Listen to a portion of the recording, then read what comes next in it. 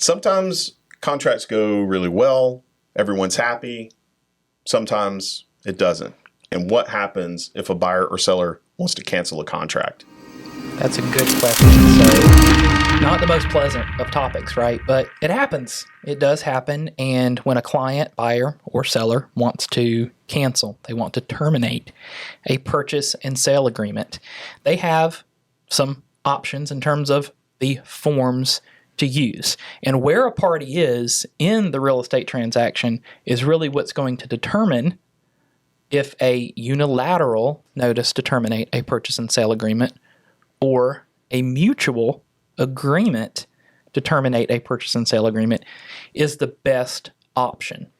So GAR, the Georgia Association of REALTORS, leading industry contract forms here in Georgia, they have two separate termination forms that could be used. Got it. And those are the only two? Those are the only two. Okay.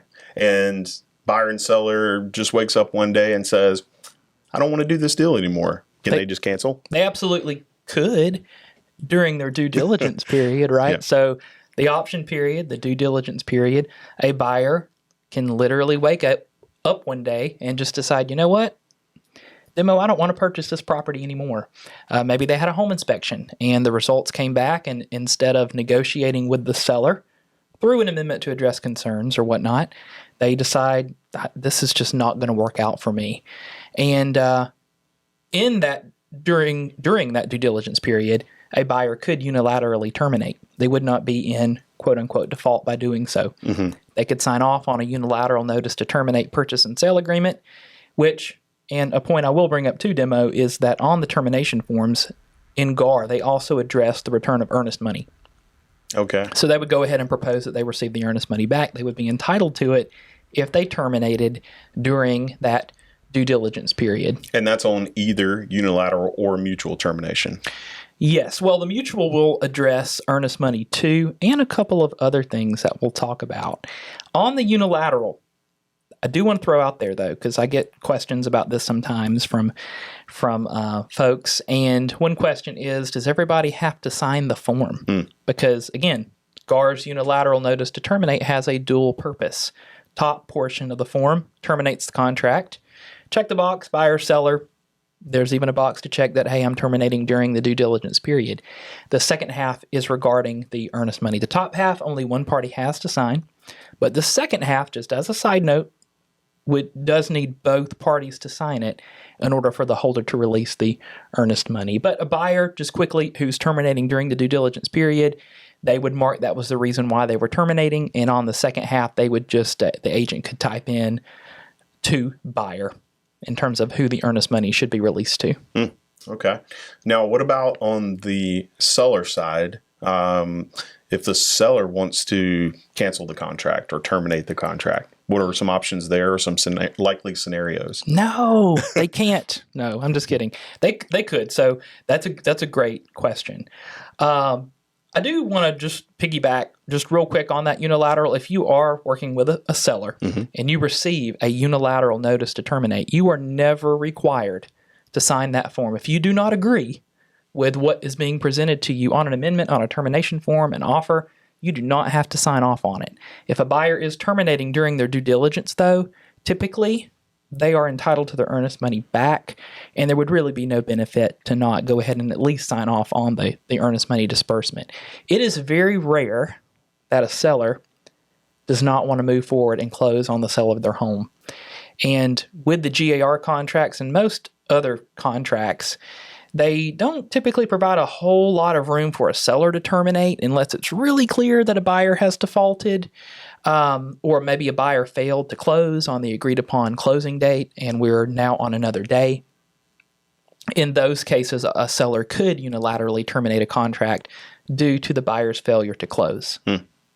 And obviously, all of this is somewhat contingent upon appraisal, finance contingency, some different safeguards that are built into the contract, specifically more for the buy side, though, right? For the buy side. For a seller, there are a handful of reasons that they could terminate. For example, if a buyer did not turn in their earnest money and the holder sent notice and the buyer has so many days, banking days, to turn in the funds, and the buyer still doesn't turn in the funds after the notice and after the banking days, the seller has a week that they could terminate. Or if they don't terminate within that week, they've waived that right to do so, and there's just simply no earnest money. There's also one baked into the financing contingency. If the financing contingency ends, and the seller could request evidence of buyer's ability to close. Most listing agents don't know this, so this may be good information for you guys, but a seller could request evidence of buyer's ability to close and see what they can provide. And then there's a pathway, so to speak, that the buyer can't perform to terminate. But sellers don't have a due diligence period. Got it. So essentially, if you are giving the Cliff Notes version, which termination form should an agent use? What are some of the maybe first one or two things that an agent should think of? This is my situation, use this one. This is my situation, use this one. That's a wonderful question. So if a party has a right to terminate,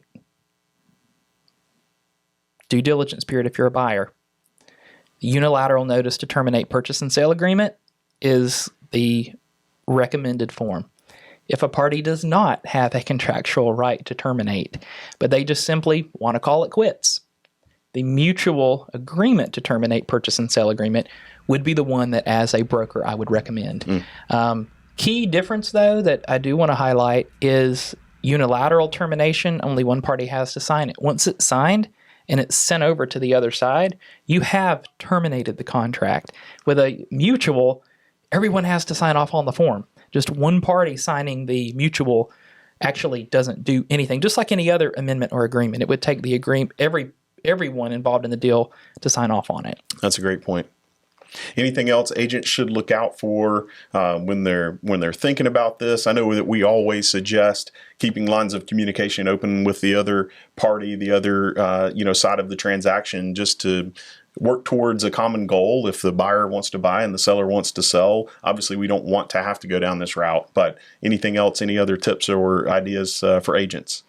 Absolutely. And, if we can work it out, why does a party want to terminate? Is this not something that we could come together on, maybe meet in the middle?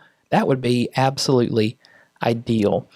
Mutual termination is also different in it addresses commission. So because it's not always about the earnest money, and GAR Purchase and Sale Agreement does limit a seller to the receipt of the earnest money if a buyer defaults. But there is also other language. If you review the default section of the contract, you will see that. And so that's why on the mutual termination, it also addresses commission. Got it. Wow, great information, Derek. Hopefully you're not in that situation, but if you are, we hope today's information helps you and helps your client. And if there's anything else we can do for you, please let us know. Thanks, Derek.